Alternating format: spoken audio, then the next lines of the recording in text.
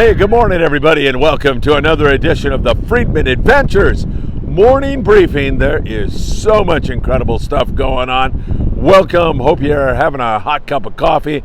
Can't thank you enough for taking some time out of your busy day to spend with me. What a show last night. We had a live show with Chef Jason Lawler from Shoals in Long Beach. Jason was throwing out recipes. He's a really avid fisherman. He knows a lot about slow pitch. He shared his knowledge with that. And as usual, the Friedman Adventures family funneling in great questions, helping me out when I couldn't come up with an answer. Really great stuff. I can't thank you enough. I think that podcast was close to 2.5 hours last night, live from 22nd Street Landing in beautiful San Pedro, California. It sure was a lot of fun. And we've got more for you today at 12 noon. We're going to be down at 22nd Street Landing once again with Captain Sean Roberts from the Pride. We'll be talking about our upcoming 2-day trip, his recent trip where he had 61 white sea bass, and so much more. That'll be live for your noontime entertainment. And then tonight we'll be on the air, I want to say 7, that's the scheduled time. Might get a little bit delayed because Tino Valentine will be joining us, but he's out on the Freedom right now trying to catch some more yellowtail and white sea bass. He'll come in, hit the docks, and walk into the Friedman Adventures podcast and then share all of that knowledge with you. Tino is not only a really funny guy, but of course he'll have firsthand knowledge about what is going on out on the water, and high hopes that things are headed in the right direction because the Freedom's been doing pretty darn well with Captain Trevor at the helm. Well, we're going to talk a little albacore. We're going to talk about bluefin tuna. First Dorado of the season, wide open sea bass up in the Channel Islands. And how about some false killer whales exacting their revenge on the lowly bluefin tuna that refused to bite?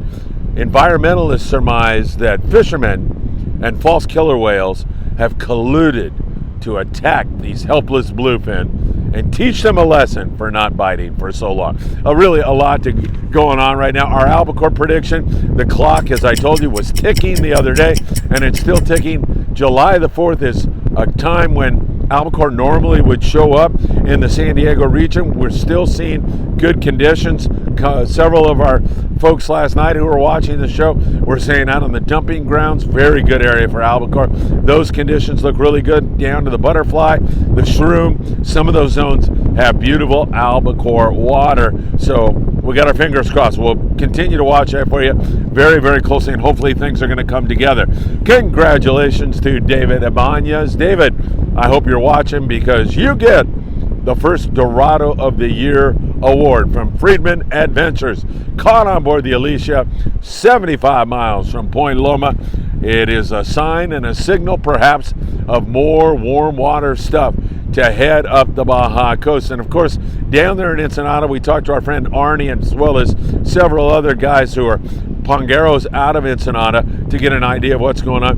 Arnie said 28 miles to the south of Ensenada, they encountered some good bluefin tuna schools, so they're seeing the bluefin, and some of those pongeros are picking up a few yellowfin. Haven't heard of any Dorado down there yet. I think that one fish is holding up so far that David caught, but I think you're going to start to see more and more of that. And of course, there's some really good kelp patty yellowtail fishing if you find the kelp with the horseshoe on it, because there are kelps that are dry. And Arnie just the other day, the pongero out of Ensenada, said he hit a lot of kelps and they were all dry.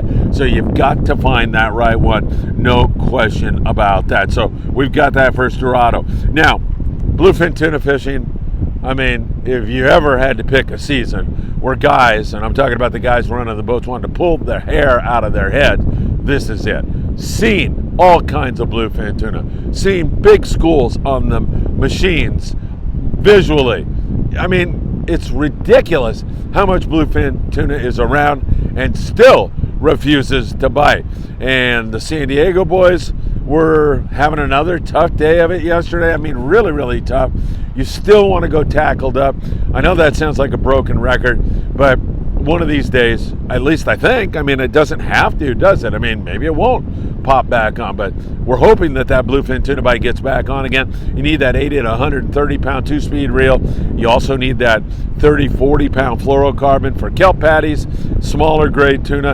And if you had a 50, 60 pound outfit to go along with it, highly recommend you bring it to fish sinker rigs and fish the lighter grammed irons. All of that, you still have to go tackled up, even though it is excruciatingly slow. If you get into double digits, like 11 bluefin, 12 bluefin, you've had a really good day. Some guys with day and a half scores with 3 bluefin tuna.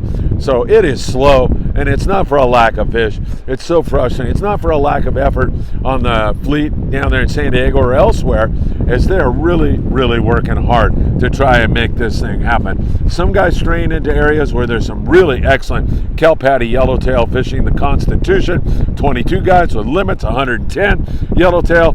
The Legend on a 1.75 day trip, 28 guys, 183 yellowtail. The Alicia with that one Dorado, 35 yellowtail and 15 bonita. But there have been some scores that are just not all that good. Now, Jeff Markland on the Thunderbird was on a 2-day trip here recently, and Jeff said he saw all kinds of fish, lots of bluefin tuna, but he had a hard time getting them to bite, as did everybody else. He had 4 bluefin tuna before going into an island and junking everybody out with some really great eating rockfish, taking care of everybody, so they had a nice sack of fish to go home with. Jeff said he didn't see it personally, but he heard chatter about false killer whales actually tossing tuna around. Talk about a Nat Geo kind of moment. That's, one of those precious moments when you're on the ocean that ordinary people never get to see. You and I get to see things like that, and it's extraordinary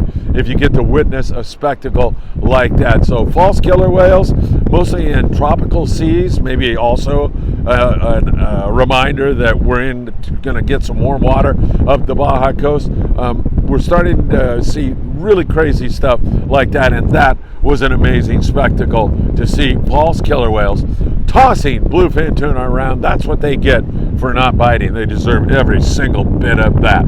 Top Gun 80 had 1 yellowfin tuna. We are seeing some of that YFT spread around, as I said, pongeros with a little bit of that, and warm water flushing up the Baja coast. Tight to the coast, we have that warm water, and it extends out quite a ways. Also, outside, we still have that albacore cooler water. It's going to be very interesting to see what happens in the coming days. No question about it. We do like ops and fluorocarbon, so if you're going to fluorocarbon up, remember www.opsonusa.com. Put in FA at checkout. That's Friedman Adventures. You'll get a free gift as well as a handwritten note from owner Greg Brown, who is a really great guy. So the offshore scene in a state of flux. That's good to see that kelp patty yellowtail. It's good to see the Dorado and some yellowfin moving in. It's just the beginning of it, however. Hopefully it continues to progress. We stay away from the wind. There is some wind in the forecast as we look down, though, a few days from now. We'll see how that all plays out. It's still out there a ways. What a windy spring and summer now. This has been start to summer. It's been very inconsistent. All right.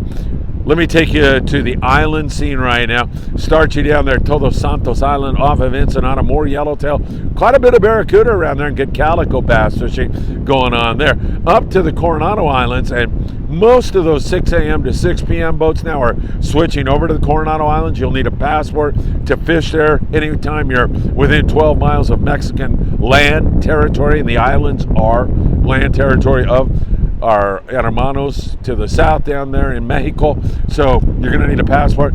Seeing quite a bit more yellowtail, not every day, not everybody gets them, but there's been some decent hits on yellowtail. And how about the San Diego yesterday? I mean, you don't see this all the time. 12 white sea bass, 1 yellowtail, 30 barracuda, 47 calico bass. Nice mixed bag. I've been in some good sea bass bites at the Coronado Islands. I remember years ago when we'd make squid down there all the time, catch big halibut, catch all kinds of yellows, and have some sea bass bites. I was in one of those sea bass bites with Joe Chait, who was running the Conquest at the time, and that was a memorable and a lot of fun. But the San Diego 12 croaker, that's pretty interesting. We really didn't see that coming. And a lot of guys now fishing the Coronado Islands. So some sea bass. I'm not thinking you're going to see any big numbers of sea bass. I sincerely hope I'm wrong. But that yellowtail barracuda thing, definitely progressing and heading in the right direction. All those fish, I'm talking about the gar and the yellows, surface iron, yo-yo iron, fly line baits, fluorocarbon, definitely something you want to fish with. And that lighter line is always going to be a huge key to your success. Keep that in mind. All right, so let's talk Catalina.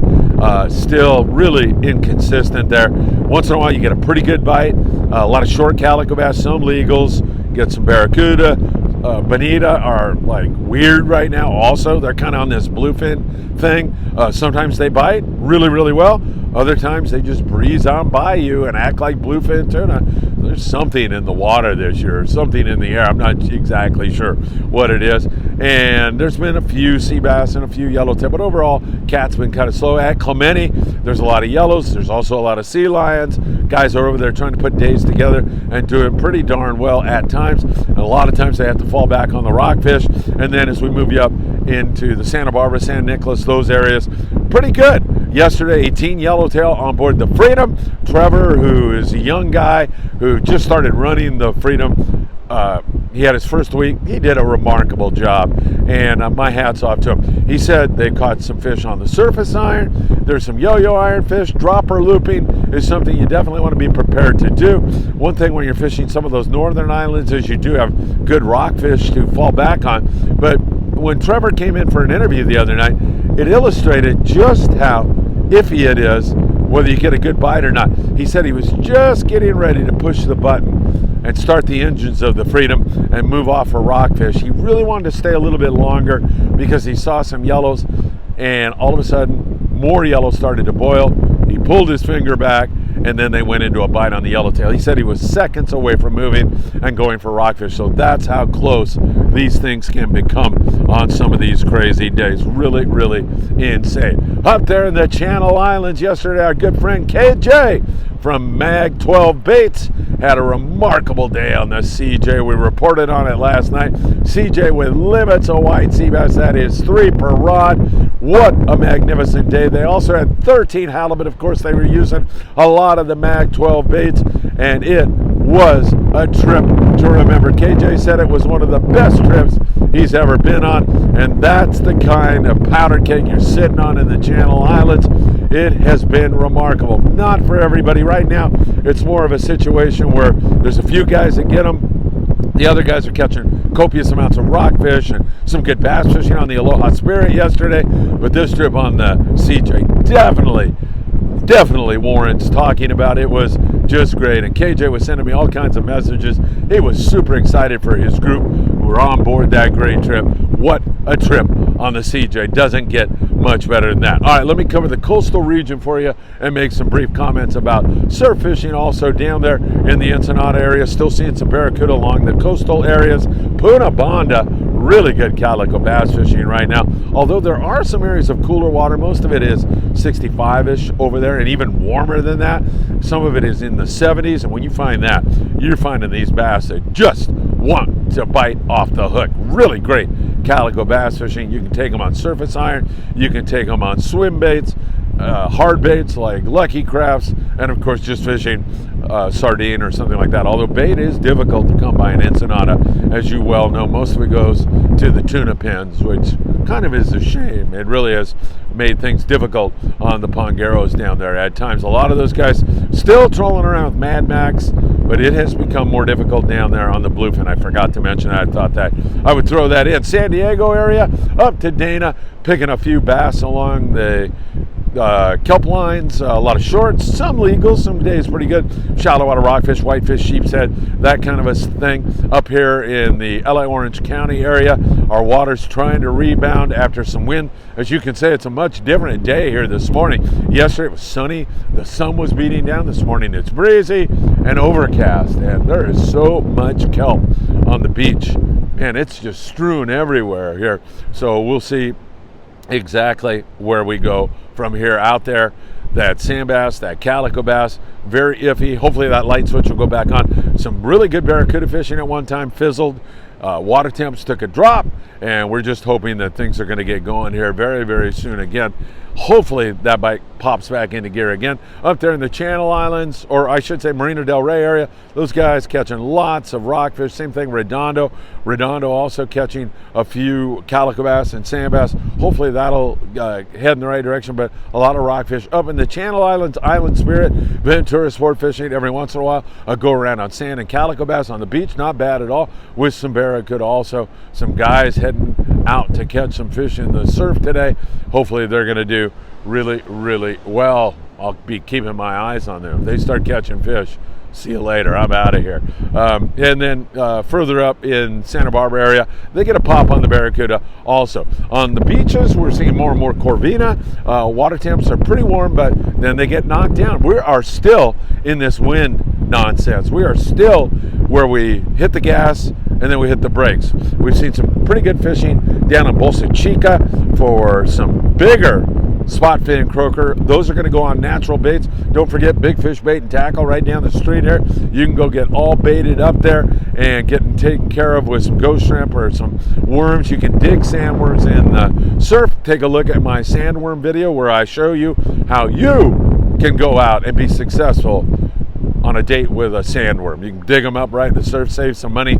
And I believe that these baits that are here in SoCal are natural baits. These fish are used to seeing them, so they eat them with greater regularity. I really like these sandworms for bait. Throw lucky crafts, you can pick off a halibut or two. Moving you up to Topaz Rock Jetty, still some decent fishing for corvina.